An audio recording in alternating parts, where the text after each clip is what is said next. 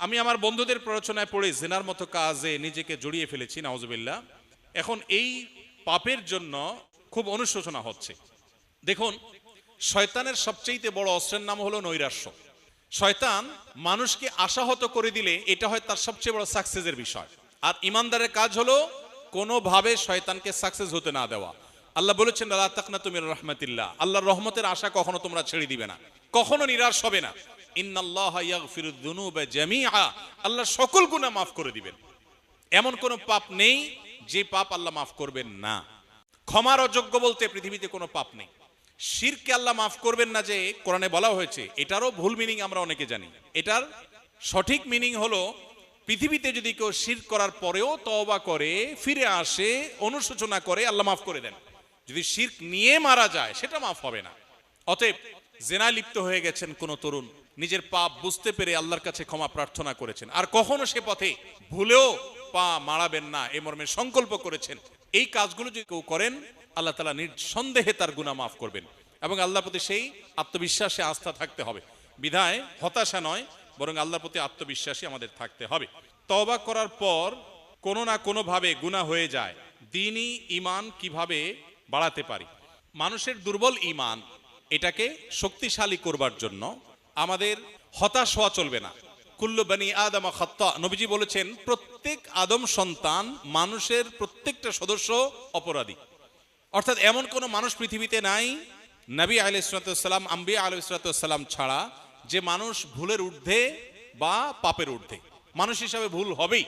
ও খায়রুল খাত্তাইন আত-তাওয়াবুন, সবার মধ্যে যদি কম হোক বেশি হোক, কারোর বেশি কারোর কম গুনাহ হয়, পাপ হয়, এর মধ্যে সবচেয়ে উত্তম মানুষ হলেন সেই মানুষটা যে মানুষটা খারাপ কাজ করার পর, ভুল কাজ হওয়ার পর তিনি তওবা করেন, তিনি আত্মশুদ্ধি করেন, তিনি ফিরে আসেন। কেউ ভুল হওয়ার পর সরি বলেছে, আল্লাহর কাছে মাপ চেয়েছে, নিজে সংশোধন করেছে, এ হলো ভালো মানুষ। অতএব আমার গুনাহ হয়ে গেছে সেজন্য আমি মন খারাপ করে ভেঙে পড়বো, হতাশ হয়ে যাব, এটা ইমানদারের পরিচয় নয়। আল্লাহ বলেছেন, ওয়ালা ইয়াইআস মির রাউহিল্লাহি ইল্লাল কওমুল কাফিরুন, আল্লাহর রহমত থেকে অবিশ্বাসী ছাড়া কেউ নিরাশ হতে পারে না। পৃথিবীর উন্নত দেশ, পৃথিবীর সবচেয়ে সুখী দেশের তালিকায় টপ 1, 2, 3, 4 বা টপ 10 এর যে দেশগুলো আছে, এইগুলোতে আত্মহত্যার প্রবণতা ভয়ঙ্কর।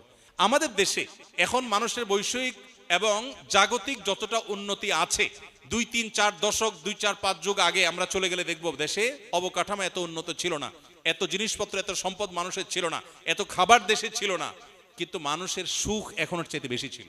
এখন মানুষ দুঃখী।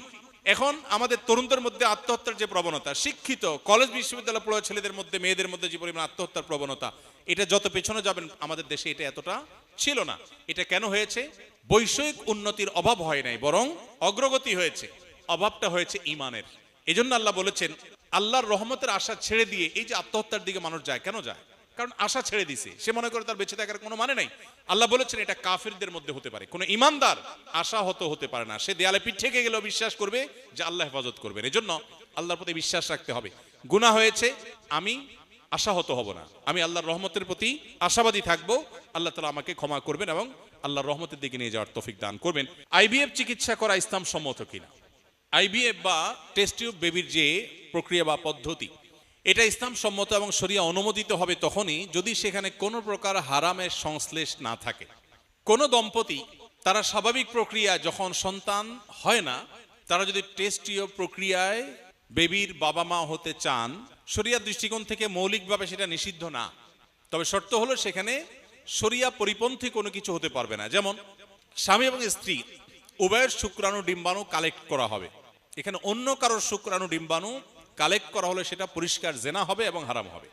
এবং এই ডিম্বাণু শুক্রাণু কালেকশন করতে গিয়ে হস্তমৈথুন বা এ জাতীয় কোনো গুনাহের উপর ভরসা করা যাবে না বা গুনার উপর নির্ভর করা যাবে না, বরং স্বামী স্ত্রীর স্বাভাবিক প্রক্রিয়াতে যদি ডিম্বাণু শুক্রাণু কালেক্ট করা হয় সেটা জায়েজ।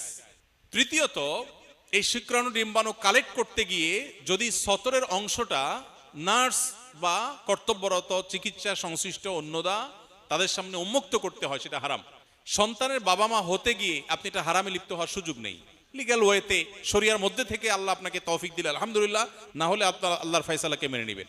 যদি আপনার সেটা করতে না হয়, যদি কোনো নার্স বা ট্রিটমেন্ট রিলেটেড কারোর সামনে সতর উন্মুক্ত করতে না হয়, বরং শুক্রাণু ডিম্বাণু কালেক্ট করার কাজটা স্বামী স্ত্রী উভয়ে নিজেরা করতে পারেন এবং এই জাতীয় কোনো হারাম যেগুলো কথা বললাম বা আরো কোনো হারাম থাকলে সেগুলো যদি অ্যাভয়েড করে কেউ আইবিএফ পদ্ধতিতে সন্তানের বাবা হতে চান, নির্দ্বিধায় শরিয়া সেটাকে অনুমোদন করে, মৌলিকভাবে নিষেধ না, তবে কোনো হারামে যেন লিপ্ত হতে না হয়। আমি একজন যুবক, সম্প্রতি একটি চাকরি শুরু করেছি। বিয়ের বিষয়ে পরিবারকে ইঙ্গিতভাবে বুঝিয়েছি, কিন্তু তারা মোটেও গুরুত্ব দিচ্ছেন না।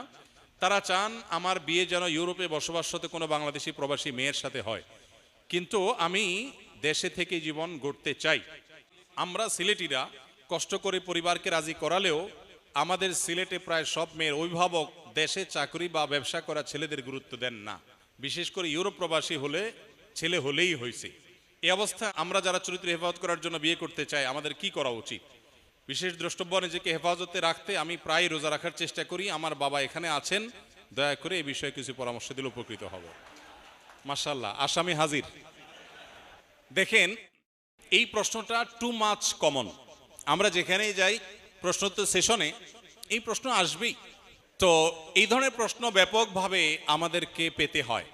দেখুন, কোন পরিবারে ছেলে হারাম থেকে বাঁচার সংগ্রাম করছে, চেষ্টা করছে যেন তার চরিত্রে কালিমা না লাগে, আর বাবা মা তাকে সহযোগিতা করছে না, এর চেয়ে দুর্ভাগ্যের বিষয় আর কি হতে পারে? হওয়ার কথা তো ছিল উল্টা, যে সন্তান বিপথে যাবে আর বাবা মা তাকে সুপথে আনার জন্য সংগ্রাম চালাবে।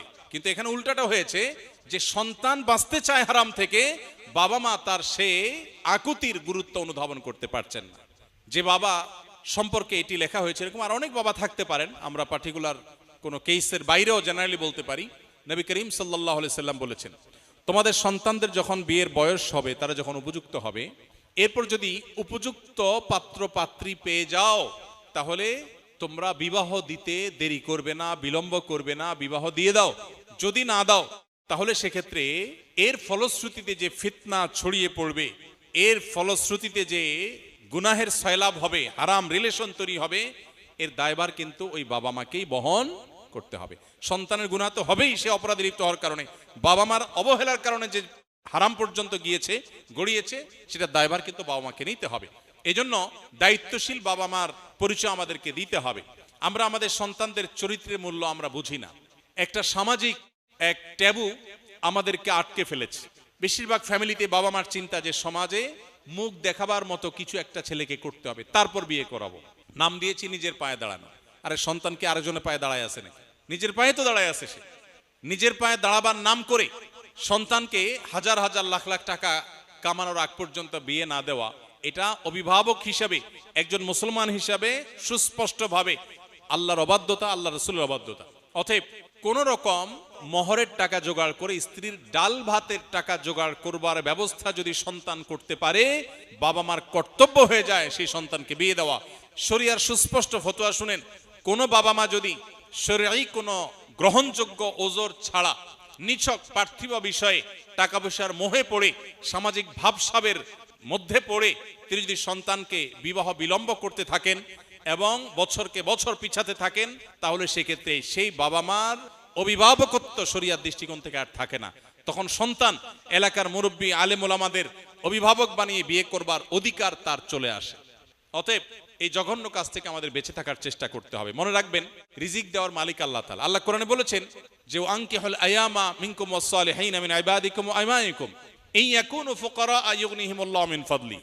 যে সমস্ত বাবা মা টাকা পয়সার চিন্তা করে সন্তানের বিবাহ বিলম্ব করছেন, তাদেরকে বলছি, আল্লাহ বলছেন, তোমরা তোমাদের অধীনস্থ সন্তান সন্ততি, তোমাদের ছেলে মেয়েদেরকে তোমরা বিবাহ দাও। তারা যদি দরিদ্র হয়, আল্লাহ তাআলা সেই দারিদ্র দূর করবেন, আল্লাহ সে অভাব দূর করবেন। সো এই জায়গাটাতে অভিভাবক হিসাবে আমাদের দায়িত্বশীল ভূমিকা রাখা উচিত।